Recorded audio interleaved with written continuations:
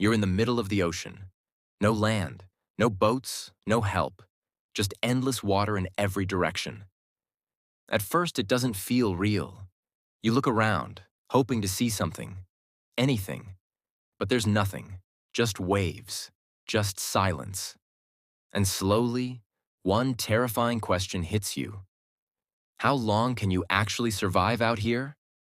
The answer is not simple, because the ocean doesn't kill you instantly.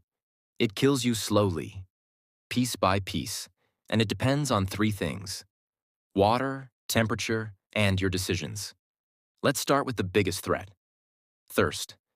You might think hunger will kill you first, but that's wrong. Without food, you can survive for weeks. But without fresh water, only a few days, maybe 3, maybe less. And here's the worst part. You're surrounded by water, but you can't drink any of it. Because seawater is poison to your body. The salt level is too high. When you drink it, your body tries to remove that salt, and in the process, you lose even more water. Which means, the more you drink, the faster you die. At first, you'll feel extreme thirst. Your lips dry out, your throat burns. Then your body starts to weaken. You get dizzy, confused, and eventually, your organs begin to shut down. So the first rule of survival at sea is simple. Never drink seawater. Now let's talk about temperature, because the ocean is colder than you think. Even on a warm day, water pulls heat from your body much faster than air. This is called hypothermia. If you're directly in the water, your body temperature starts dropping immediately. Your muscles slow down. Your breathing becomes harder. You lose control. And depending on the temperature, you might only last minutes, not hours. That's why staying out of the water is critical. If you have anything that floats, even a small piece of debris, you use it. Because being in water is a death sentence. Now imagine you're lucky.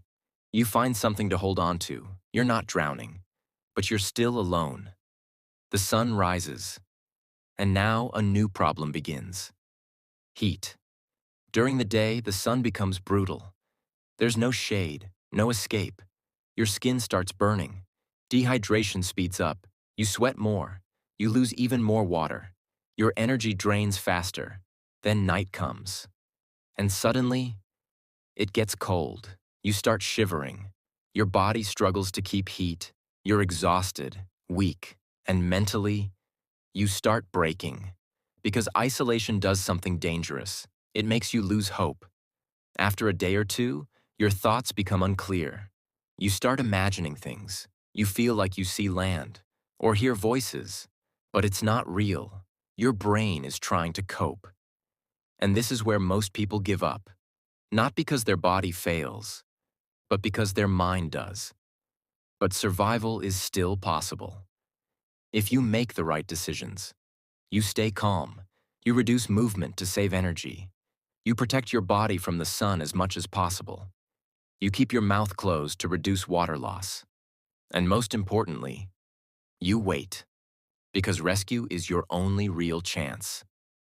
Now here's the reality. Some people have survived for days, some for weeks, even over a month. But those cases have one thing in common. They didn't panic. They didn't make stupid decisions. They understood one thing. Out here, survival is not about fighting the ocean. It's about lasting longer than it. So how long can you survive lost at sea? If you have no water, maybe 3 days. If you're in cold water, maybe minutes. If you're exposed to sun and dehydration, a few painful days. But if you stay calm, if you find something to float on, if you protect your energy, you can survive longer than you think. Because in the end, the ocean doesn't decide when you die. Your decisions do.